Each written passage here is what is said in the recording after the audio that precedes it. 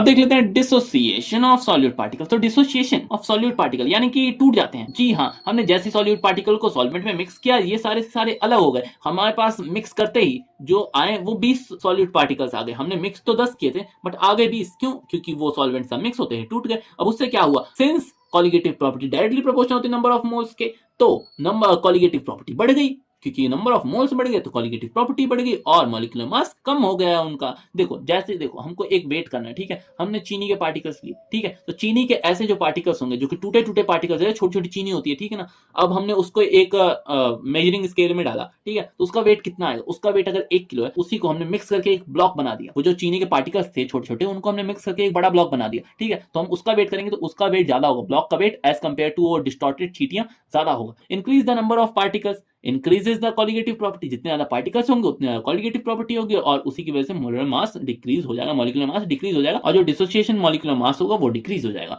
अब आते हैं रिवर्स ऑस्मोसिस। हमने ऑस्मोसिस देखा, अब रिवर्स ऑस्मोसिस देखते हैं। तो रिवर्स ऑस्मोसिस क्या होता है? आरओ, आरओ के बारे में जानते हो? अगर और आरओ के बारे में जानते हो, आपके घर में अगर आरओ लगा है और आपने आरओ के बारे में कभी भी, प्योरीफायर के बारे में आपने कभी भी पढ़ा है, तो आपको पता होगा रिवर्स ऑस्मोसिस क्या होता है। मतलब कि पहले हम लो से हाई में जा रहे थे, अब हम वापस आ जाएंगे, हाई टू लो आएंगे। तो the process in which solvent molecules move from high concentration to low concentration in the presence of semi-permeable membrane is called reverse osmosis.